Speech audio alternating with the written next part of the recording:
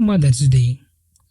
A man stopped at a flower shop to order some flowers to be wired to his mother, who lived 200 miles away.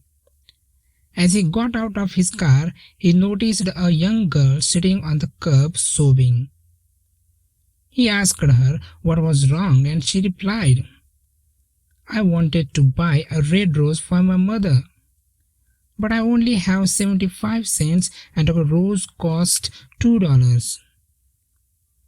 The man smiled and said, "Come on in with me. I will buy you a rose." He bought the little girl her rose and ordered his own mother's flowers. As they were leaving, he offered the girl a ride home. She said, "Yes, please. You can take me to my mother." She directed him to a cemetery where she placed the rose on a freshly dug grave.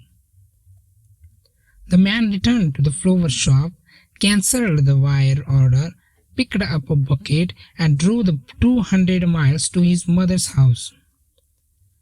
Two frogs.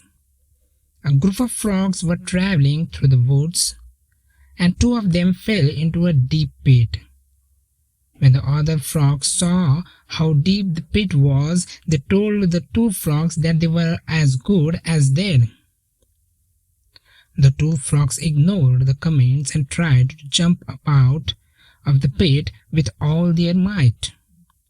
The other frog kept telling them to stop, that they were as good as dead.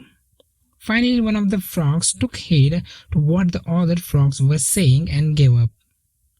He fell down and died. The other frog continued to jump as hard as he could. Once again, the crowd of frogs yelled at him to stop the pain and just die. He jumped even harder and finally made it out. When he got out, the other frog said, "Did you not hear us?" The frog explained to them that he was deaf. He thought they were encouraging him the entire time. This story teaches us two lessons. There is a power of life and death in the tongue. An encouraging word to someone who is down can lift them up and help them make it through the day. Number second, a destructive word to someone who is down can be what it takes to kill them. Sand and stone. A story tells that two friends were walking through the desert. During some point of the journey, they had an argument, and one of friends slapped the other one in the face. The one who got slapped was hurt, but without saying anything wrote in the sand, "Today my best friend slapped me in the face." They kept on walking until they found an oasis, where they decided to take a bath.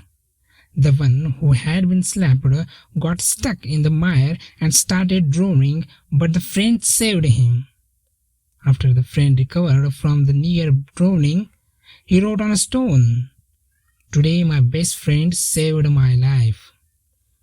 The friend who had slapped and saved his best friend asked him, "After I hurt you, you wrote in the sand, and now you write on a stone. Why?" The other friend replied, "When someone hurts us, we should write it down in sand where winds of forgiveness can erase it away.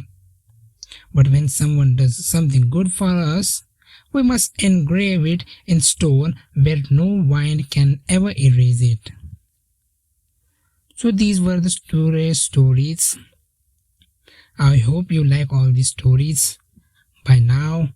So please subscribe to our daily story reading channel, and also do not forget to press the bell icon. Thank you.